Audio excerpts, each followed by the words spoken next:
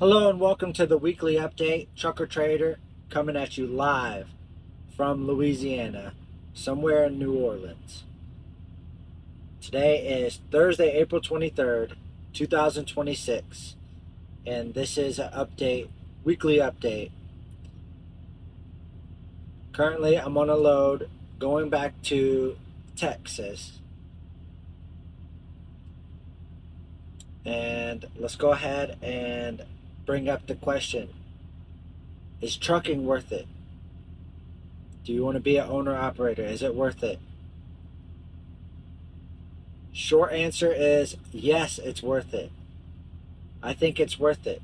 I think for all the problems that I have, all the problems that I solve, I think it's worth it. It gives me purpose, and I think that's worth it. Waking up every day with a purpose, I think that's worth it. So I'm going to get into a little bit more detail about the week of an owner-operator, about the week of a problem-solving owner-operator, somebody that deals with a lot of problems.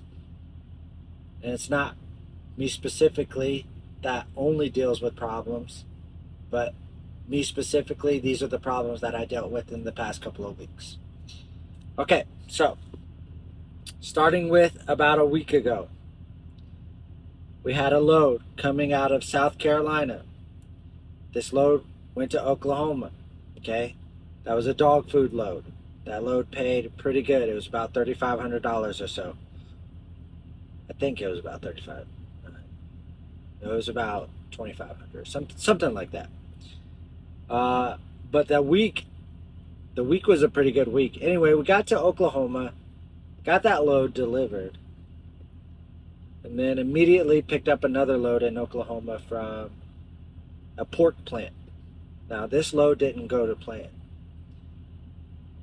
I went there on Monday to pick up the load from the pork plant. I had to drop my trailer. It was a live load, but I had to drop my trailer. I had to bobtail to the local Walmart and wait for a call. So I get to the shipper at 10 a.m. on Monday. I don't get that call until 8 a.m. Tuesday. The load was supposed to deliver at 6 a.m. on Tuesday in El Paso. It was supposed to deliver in El Paso at 6 a.m. The broker nonstop kept calling me. Nonstop. Updates. Looking for updates. It got to the point where I blocked their number. That's how much they called me. And it wasn't just the same person calling me. In some of these brokerage companies, the chain of command, you get individuals calling, not communicating with each other, and they're calling, asking the same questions as the other employee that just got done calling you. At least one an hour. They were calling me at least once an hour. The 6 a.m. delivery time, that was false. The receiver didn't even open until 8:30 a.m. So telling me to get there at 6 a.m. was a waste of time. Now, I got there at midnight. That was midnight on Monday into Tuesday morning. But I didn't get offloaded until 10 a.m. We had another pickup scheduled on Tuesday out of El Paso, out of Arizona. That was for $7,200. Well, we had to cancel that load. But I'm glad we ended up canceling that load. I'm glad everything happened the way it happened. And I'm not complaining about it because I know now, as an experienced truck driver with about 8 years of experience, I know now that things happen for a reason. And that $7,200 load ended up turning into a $9,000 load that delivered in the Bronx, New York. Now, I'm not opposed to going into New York. The money just has to be right. The headache, the money has to make the headache worth it, because you know you're going to be dealing with a headache going into New York. Traffic, plus all of the signs that say 12 foot 3 inches, low height signs going under bridges. I mean, it's terrifying if you're a new driver. So From El Paso, I drove over to Nogales, Arizona. That was a pretty long trip. That was about 6 hours, 350, 360 miles. I picked up that load. That was on Tuesday. I got there about 4 or 5 p.m. Then I drove from there up to the Bronx. I needed to have that delivered by Sunday night. So I got to the Bronx from Nogales, Arizona to the Bronx. That was about, 2,500 miles, 2,600 miles. Drove that, got there Sunday. This was at a produce market. Hunt's, I think it was Hunt's Produce Market or something. They tell me, go wait, we'll call you when the dock door is ready. So I got there about 4:30 p.m. They didn't call me until 4 a.m. the next day. That was Monday. So that was South Carolina to Oklahoma, and then Oklahoma to Texas, then Texas to Arizona, and then Arizona, New York.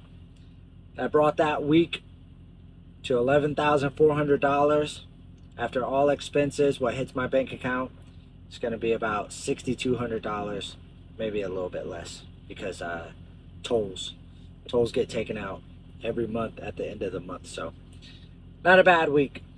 Now, I did end up posting a video about 3 or 4 days ago. It was an update video, and I had to take it down. I had to delete it. It was a good reason I chose to delete it myself. In that video, there was a name that I had mentioned, and the name that I had mentioned, that person subscribes to my YouTube channel, and they didn't like what I was saying about them. So they threatened to call the cops on me. Now, I'm not stupid. I wasn't born yesterday. I know that there's nothing that they could do. It's a civil lawsuit, if anything. I just didn't want to deal with that headache, so I decided to take it down. But I can say the same thing about that person in this video. I won't go into too much detail, but I had a dispatcher who, they talked the talk, but they didn't walk the walk. This dispatcher, you could tell this dispatcher was not, they were not a truck driver. They had no experience with truck drivers, so they hyped themselves up. They were not good with the load board, but they were good with Texas to Texas runs. And this dispatcher was a hothead. It was a female dispatcher, which honestly, in my opinion, I don't like working with female dispatchers. They are too emotional. You can't talk to them normally. You have to put on that voice, like, oh, hi, how you doing? Are you fine? Oh, yeah. Talk to them like a little kid, because they're like children. And they honestly make you wish that you weren't a truck driver. They make you wish that you were alone off in the woods somewhere by yourself, not dealing with anybody in society. They're terrible, honestly, in my opinion. Now, that sounds a little bit sexist, but we're not talking about all women. We're just talking about the types of women that they make you, they really make you analyze your next move. They make you strategize. They make you know what you don't want, and they make you know what you want. So anyway, me and this dispatcher and I, we worked together for a little bit. They did good enough. They did better than the last dispatcher, but it ended when this dispatcher was talking nonsense, talking BS, bringing personal details into a business relationship. I swear, sometimes we just go along to get along, man. Entertaining nonsense. Man, at the end of the day, I come to work, not to fraternize and stuff like that. But yeah, this dispatcher always shared personal things about their life with me, and it's like, listen, If you want to meet up and become friends, get to know each other more on a friendly level and stuff like that, then okay. I had offered to meet up with this person multiple times. Me, I'm married. I'm not talking about anything other than just co-workers meeting, stuff like that. And they don't want to do that, then honestly, don't talk to me about your personal life. Keep that shit to yourself and stop acting like an idiot. And anyway, I had to fire this dispatcher because they were terribly rude. They were the worst dispatcher actually that I ever had. I don't care if you make money for me. If you're bullshitting at the end of the day and talking nonsense, then you gotta go. Plus, this person was ghetto, and plus they're a liar. When they called me at midnight when I was in the Bronx, and they were like, "Take that video down. Another broker sent it to me." At the time, the video only had 5 views. Like, nobody's sending you that video. You're lying. You always lie. Dispatchers lie. Truck drivers lie. Honestly, I come into this business. If you ask me a question, you're going to get the truth. But over time, I do learn to lie a little bit, because if you tell the truth to some of these people, they freak out. Honestly, there's a lot of anger issues in the trucking industry. People have anger issues. They don't know how to deal with problems. They freak out, they panic, and all this nonsense. You got to work with these people. I don't know how these people end up getting into positions of power where they have power over other people, but geez. Anyway, so I took that video down, and we're not going to talk about that person anymore. We're not going to talk about that video anymore. We're just going to go ahead and move forward. I had an $11,400 week, closed that week out. And the next load picked up in Bethlehem on Tuesday or Monday. Yeah, Monday. It picked up in Bethlehem, Pennsylvania on Monday, and it delivered the next day to Toledo, Ohio. And that load paid, I think that load paid, I think it was like 2,000 or something, like 20, no, that load paid 1,200. Yeah, $1,200. Terrible load if you ask me, but hey, we got to get out of a bad area into a good area. And that night it was freezing. I started having problems with my truck along the whole way. I mean, I've been having problems with my truck here and there, but the problems worsened. I had the mechanic's wrench pop up on the dash, that illuminated, and then I had the check engine light come on, and the fuel pressure, it was dangerously high. I mean, there were some things happening to my truck that I thought I was going to break down. But I did it. I have a OTR diagnostics tool that I hook up and monitor the vitals, and that keeps me from freaking out, because I don't know what's going on, and I think that the truck is going to die. At least now I know what's going to go on. At least now I know what's going on. So if you haven't yet, if you're an owner operator and you don't have a diagnostics tool, please get a diagnostics tool. Get a diagnostics tool, please. It'll help save you headache and heartache. So anyway, I got that load delivered the next day in Toledo, Ohio. And after that, I requested, I went to, because we already had the next load scheduled. So that was in Elkridge, Indiana. So I was bobtailing over to Elkridge, Indiana after the Toledo, Ohio delivery, and I stopped at a Love's, and I decided to get the filter changed because I thought the filter was plugged up. I was monitoring the gauge on the dash, the fuel filter gauge, and it was showing that the filter needed to be changed.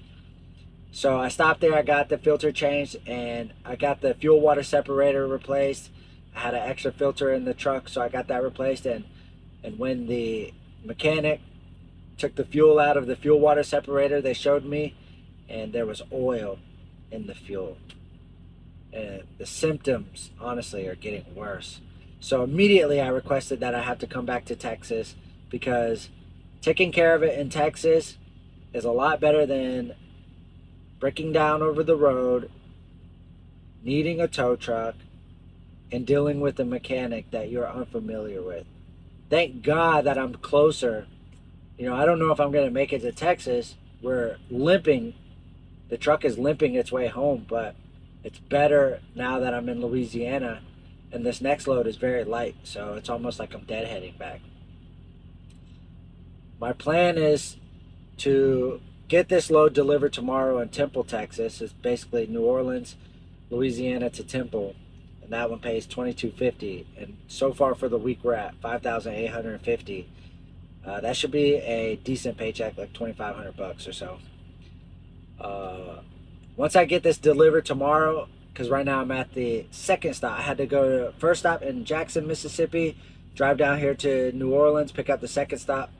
I get here and the shipper is saying they can't release the second.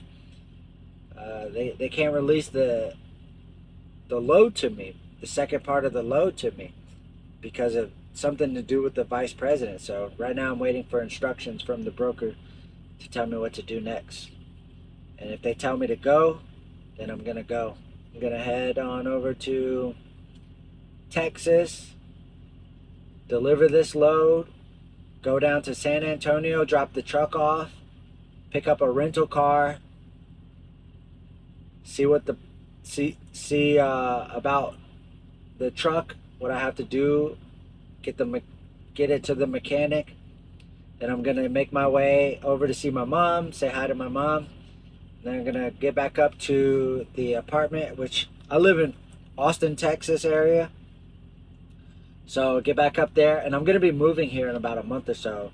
I'm gonna be moving to Georgetown, Texas, into a nice apartment over there. And I have to take care of some other business. I have to go to Chase Bank and take them a document that they're requested to do. It has to do with the business, has to do with the business account, because changing the address probably brought up some alarm in their system, and now they need to see a document or something. It's been years that I've had this business account with Chase, and now all of a sudden they requested this document they say they don't have. Crazy.